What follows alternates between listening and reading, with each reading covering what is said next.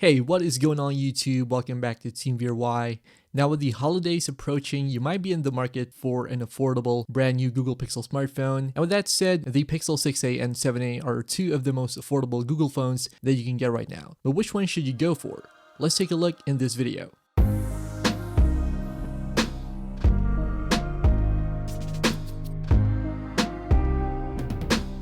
Alright, so after a while of using both the Pixel 6a and the 7a, I've gotten to know the ins and outs of both devices, and they do come with their own strengths and weaknesses. With that said, we're going to take a look at some of the pros and cons in this video. And yeah, if you want to check out our other earlier videos on the Pixel 6a and the 7a, I will drop some links in the description below.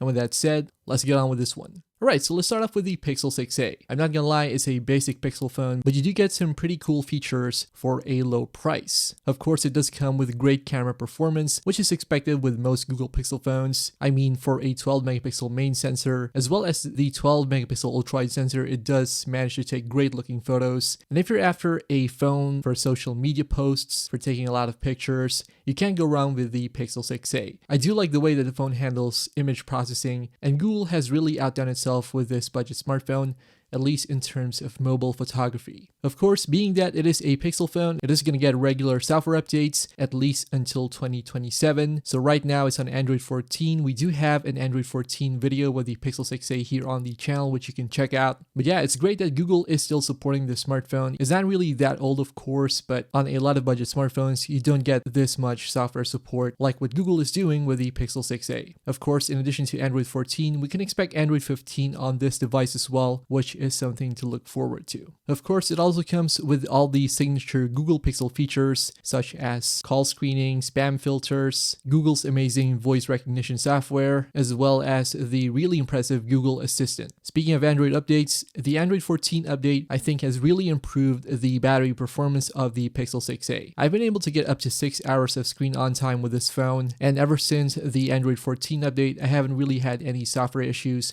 with the Pixel 6a. It's mostly a stable experience so far, and if you manage to get one brand new, it's even better because it's going to come with a fresh battery. And speaking of getting one brand new, you can probably get one now at a really low price. Like, I'm seeing this go for below 300 bucks or 300 quid here in the UK, maybe around 250, and you can probably even get it lower during Black Friday or Christmas deals and promos. So yeah, if you're looking for the absolute cheapest Pixel phone that you can get right now, you can of course go for the Pixel 6a. Alright, so with that being said, Google really outdid itself with the launch of the Pixel 7a just a few months ago. And it brings over a ton of great improvements over the Pixel 6a, so much so that it almost matches the regular Pixel 7 flagship in terms of features. For one, you do get a smoother looking 90Hz display compared to the 60Hz display on the Pixel 6a.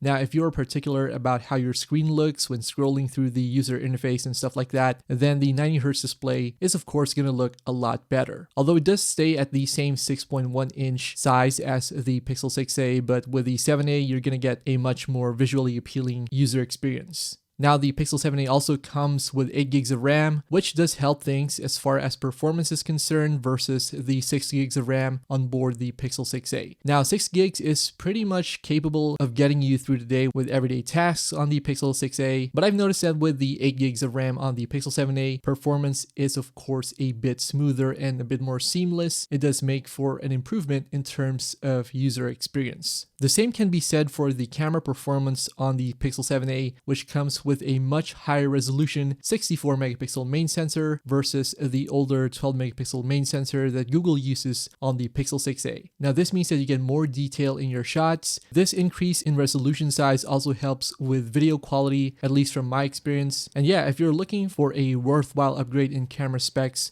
then the 7a is a no-brainer. Other improvements over the Pixel 6a with the 7a include wireless charging and of course a slightly newer Google Tensor G2 chip, which is a small improvement over the first generation Tensor. Now, performance isn't going to be that much noticeable in terms of difference, but again, if you're looking for newer hardware, then of course you'll want to go with the Pixel 7a. With that said though, all these improvements do come at a price, so the Pixel 7a is going to cost a bit more than the Pixel 6a, which is pretty understandable. So you're gonna find it for around 350 bucks or 350 pounds here in the UK. But again, if you're willing to search the internet for deals, you can probably get it much lower and maybe even at the same price as a brand new Pixel 6a for lower than 300 bucks. And again, with Black Friday and Christmas coming, there's bound to be a ton of deals online for the Pixel 7a.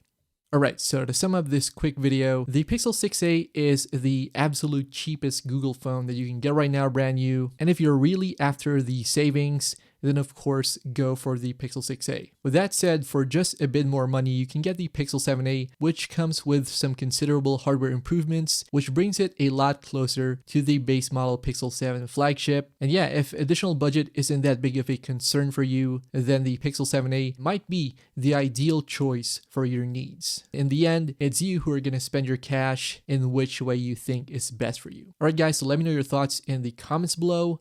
Are you going to go for the Pixel 6a or the Pixel 7a? And yeah, don't forget to check out our other videos here on Team VRY. Thanks a lot for watching, and I'll see you guys in the next one.